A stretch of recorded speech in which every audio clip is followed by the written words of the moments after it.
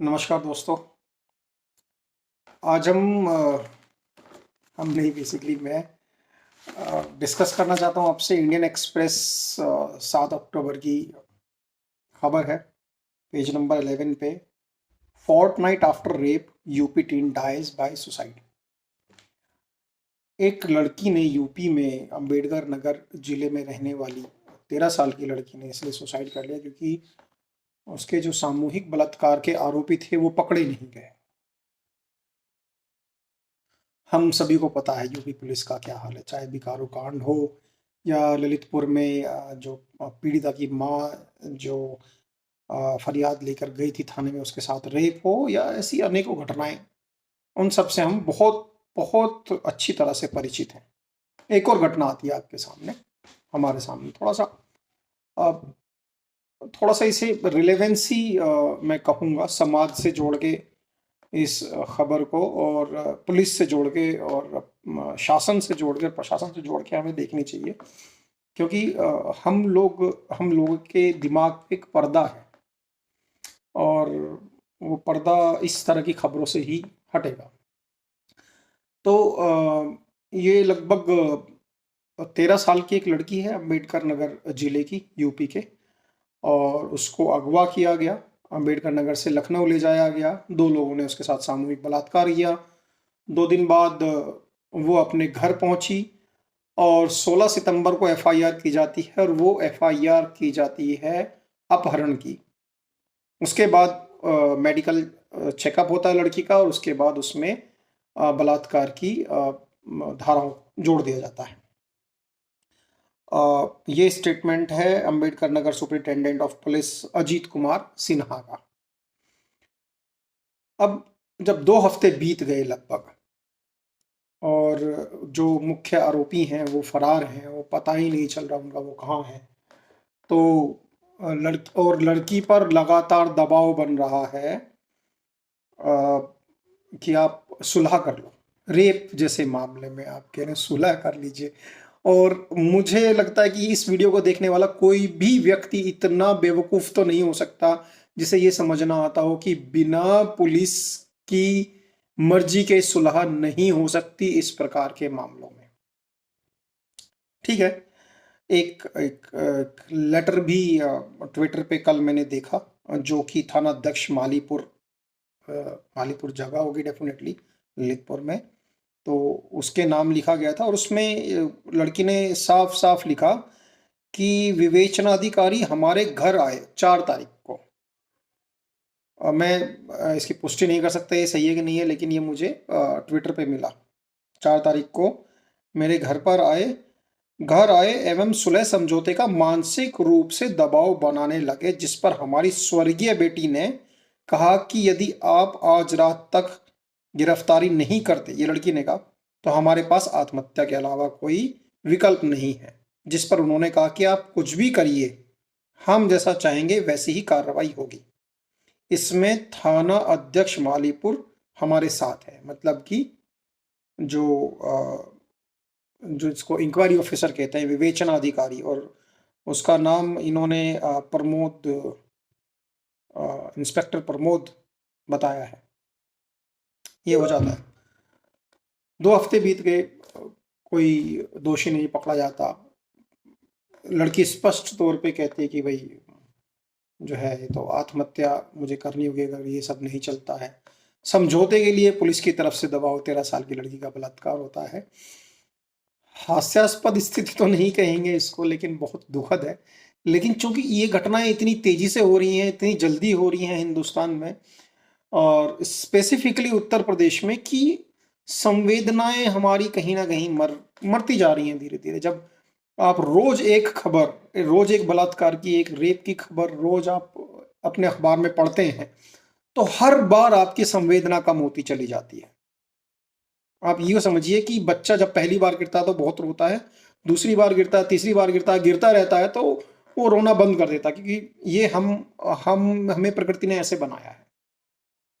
लेकिन आप उन लोगों की मेंटेलिटी समझिए जो रेप जैसे केस में उस पुलिस अधिकारी की, वो भी आपके और हमारे घर से ही आता होगा, बेटी नहीं होगी, माँ होगी, पत्नी होगी, कोई तो औरत जो है उनकी संबंधी होंगी, उनको एम्पैथी एक वर्ड है वो बिल्कुल नहीं है, या तो इनकी ट्रेनिंग का हिस्सा नहीं है, या शासन इसके ऊपर कुछ कर नहीं रहा है कि उनकी ट्रेनिंग में संवेदनाएं जोड़ी जाएं, एम्पैथी जैसी चीज जोड़ी जाए, और बीच बीच में कुछ इस तरह के प्रावधान किए जाएं कि पुलिस बिना किसी दबाव के, बिना किसी लालच के काम करे।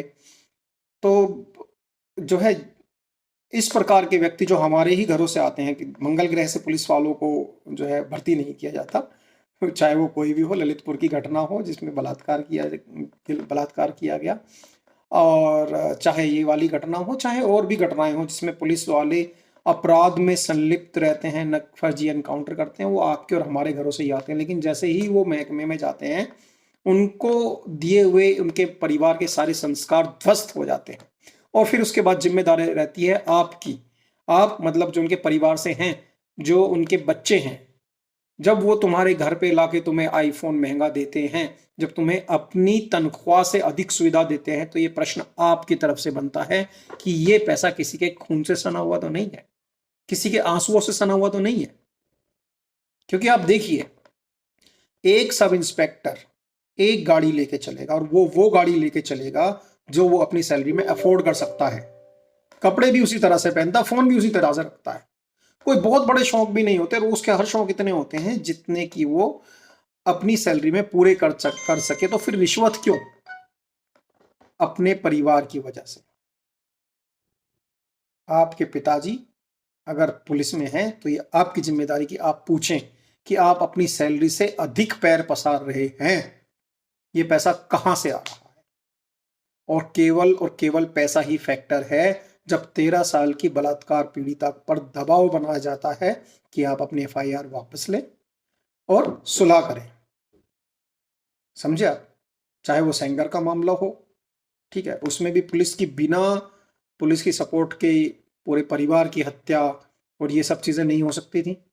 ठीक है, ललितपुर में तो आपको जिस पुलिस वाले को गुस्सा आ जाना चाहिए था कि किसी की लड़की के साथ इतना बुरा हो गया और मैं उस अपराधी को नहीं छोड़ूंगा, वो एक नहीं, एक से ज्यादा पुलिस वाले मिलके उसकी मां का बलात्कार करते हैं। इंसान ही हैं, इन्हें भी इंसानों ने ही पाला है, ये किसी और ग्रह में पले बड़े हैं? ये आ गई हमारी जिम्मेदारी। अब जिम्मेदारी आती है शासन की। मैं हर इंस्पेक्टर से, हर एसपी से स्टेटस अपडेट नहीं ले सकता, क्या चल रहा है प्रदेश में, एज अ नागरिक के तौर पर नहीं दे सकता। तो हमने व्यवस्था बनाई कि हम ऐसे लोगों को रखेंगे और उनको तनख्वाह देंगे, पैसा देंगे, ताकि वो दूसरी तरह की जॉब ना करें, जो इनसे सवाल जवाब करेंगे, इनसे काम करवाएंगे। और वो है शासन, प्रशासन, पुलिस, डीएम, एसपी, ये सब प्रशासन में आ गए।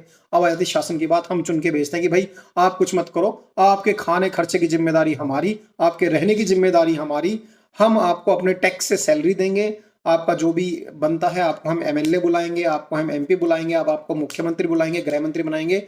अब आपकी जिम्मेदारी है कि जो काम हम नहीं कर सकते, हर एक व्यक्ति जाके नहीं पूछ सकता एसपी से, एसएसपी से कि भाई ये क्या हो रहा है जिले में, ठीक है, तो आप पूछिए। आपकी फुल टाइम जॉब यही है, हमने आपको नौकर रखा है, लेकिन वो नौकर हमारा काम नहीं कर रहे हैं। आप उठा लीजिए अखबार, पिछले 10 सालों के अखबार, 20 सालों के अखबार उठा लीजिए, पुलिस के अपराध देख लीजिए उत्तर प्रदेश के, आपको पता चलेगा कि हर महीने, हर हफ्ते पुलिस किसी ना किसी अपराध में संलग्न है। किसी का पता चलता है, किसी का नहीं चलता है। यूट्यूब पर आजकल हाई कोर्ट की वीडियोस की क्लिप्स आती हैं, आप देखिए कैसे फटकार लगती है, लेकिन उन फटकारों को कोई फायदा नहीं है। इसमें भी कोई फायदा नहीं है। इस मामले में भी जो 2 पुलिस वाले निलंबित हुए हैं, निलंबित का मतलब सस्पेंड, आप 2 साल बाद एक आरटीआई लगा के देख लीजिए, इस मामले में जो 2 पुलिस वाले सस्पेंड हुए थे उनकी क्या स्थिति है। आप पाएंगे कि उनको बहाल कर दिया गया, और जैसे ही बहाल होते हैं, जो सस्पेंशन के टाइम पे जो उनकी सैलरी रहती है, जो आधी सैलरी मिलती है, वो सैलरी भी उनको वापस मिल जाती है। क्या मतलब हुआ सस्पेंशन का?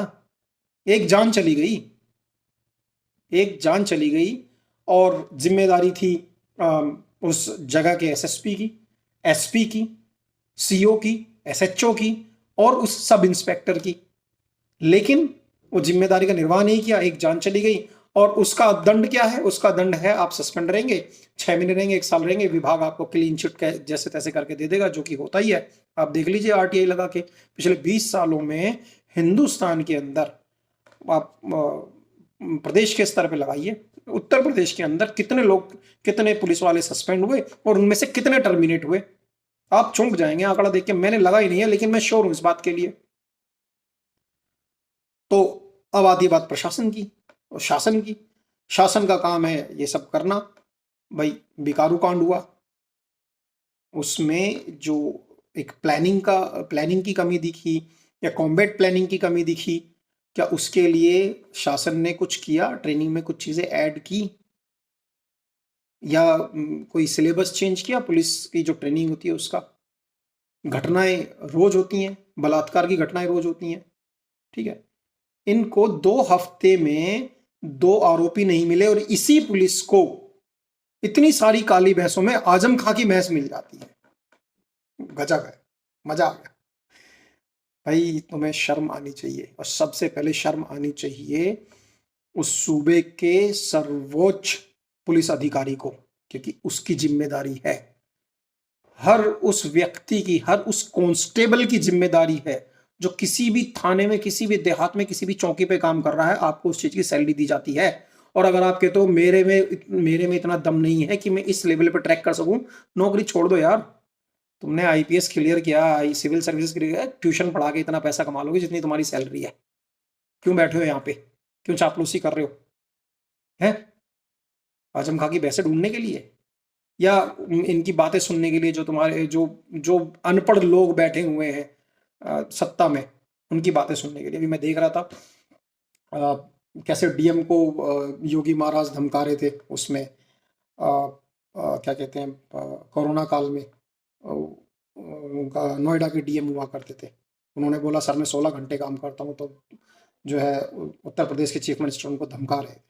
ये तरीका, ये औकात बहुत गंदा वर्ड है, यूज नहीं करना चाहिए, लेकिन आप हमारे लिए तो राक्षस हो, मालिक नहीं। हमें तो आप जैसे मर्जी मोड़ सकते हो, जब मर्जी जो है कोई भी धारा लगा के अंदर कर दोगे, कुछ भी मारते हो, पीटते हो। गरीब आदमी तो ज्यादा थाने में पहले से गाली दी जाती है, मजदूर तबके के आदमी को पहले माँ बहन की गाली दी जाती है, औरतों को गालियां दी जाती हैं, छोटी लड़कियों को गालियां दी जाती हैं। ये सच्चाई है थानों की, जाके देख लो शाम को, ठीक है। और लेकिन ये आ जाए अनपढ़ एमएलए तुम्हारे यहाँ सीट पे बैठ जाए, पैर पे पैर रख के, कुछ नहीं करोगे, जी हजूरी करते हो, ये तुम्हारा काम है। अब आप आ जाओ एमएलए साहब, एमपी साहब, आपको हम पैसा देते हैं, आप कुछ मत करो, केवल यही काम करो कि जो है शासन में रहो और प्रशासन को तरीके से चलाओ। लेकिन आप क्या कर रहे हो? कुछ नहीं कर रहे। आप ये देख रहे हो कि अगले 5 साल में मेरी कैसे सरकार दोबारा बनेगी, उस पर आपका काम है, ठीक है, वो उस पर आप काम कर रहे हो। आप ये नहीं देख रहे हो कि आपका एमएलए ये नहीं देखता है कि मेरी कॉन्स्टिट्यूएंसी में कानून की क्या स्थिति है, इलीगल कंस्ट्रक्शन क्या हो रहा है, क्या हर गरीब को उसका अधिकार मिल रहा है या नहीं मिल रहा है। कोई मतलब नहीं है दोस्त, कोई मतलब नहीं है। बस सूबे के मुख्यमंत्री अगर आ जाए तो वो इतने एक्टिव हो जाएंगे, अजगर की तरह पड़े रहते हैं अपने ऑफिस में या घरों में, और अप्रोचेबल भी नहीं होते ये जो विधायक होते हैं। और अगर ये आ जाए इतने एक्टिव हो जाएंगे कि 1000 आदमी जुटा लेंगे ये। लेकिन एक आदमी इनके पास चला जाए गरीब, पहली बात तो जाएगा नहीं, उसे पता ही नहीं क्या करना है बेचारे को, अपने अधिकारों का नहीं पता। एक आदमी गरीब चला जाए इनके पास कि जी मेरी थाने में सुनवाई नहीं हो रही, उठ के थाने ले जाएंगे भाई साहब, फोन कर देंगे, अरे यार देख लो मेरे पास क्यों आने देते हो।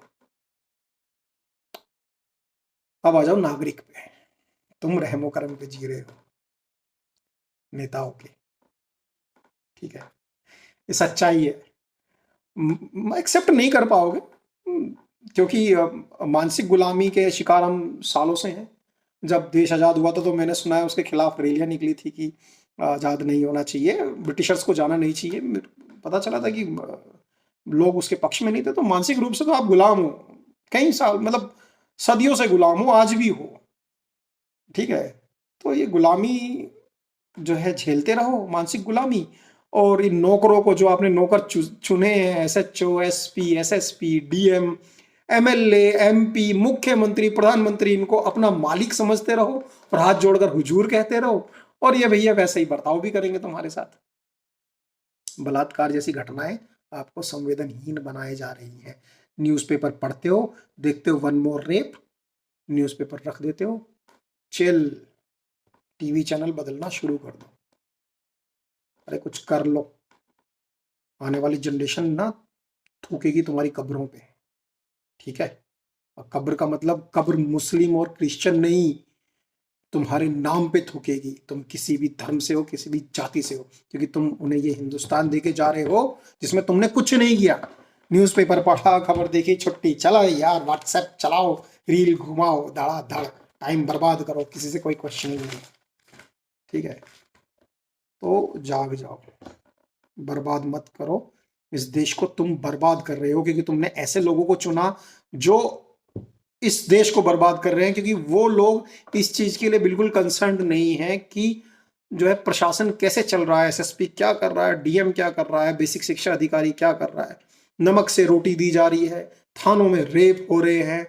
अरे भैया, तुमने अपने आप को गुलाम घोषित कर दिया है। एमएलए के जाके पैर छूते हो तुम, साले की 2 टके की औकात नहीं होती है, पैर छूते हो तुम उसके, जिंदगी भर पैर छूते हो। हाँ, चुनाव के 10 दिन वो तुम्हारे पैर छूता आके वो असलियत है। तो गलत शब्दों के लिए माफी चाहूंगा, लेकिन भावनाएं हैं, यूपी का आदमी हूं तो निकल जाती हैं। ठीक है भाई, ठीक लगे तो शेयर करो और कोशिश करो, आवाज उठाओ, बातें करो आपस में जो गलत हो रहा है, और क्वेश्चन करना शुरू करो सरकार से भी, शासन से भी, प्रशासन से भी। और बस, कोई एलियन तो आएगा नहीं, अमेरिकन नहीं आएंगे अब तुम्हारे देश को अमेरिका बनाने। तुम्हें खुद ही जो है हिंदुस्तानियों को ही हिंदुस्तान हिंदुस्तान बनाना पड़ेगा। आशा करता हूँ समझ में आ गया होगा, नहीं आया होगा तो छोड़ो और रील पे पहुंचो। चलो बाय, जय हिंद।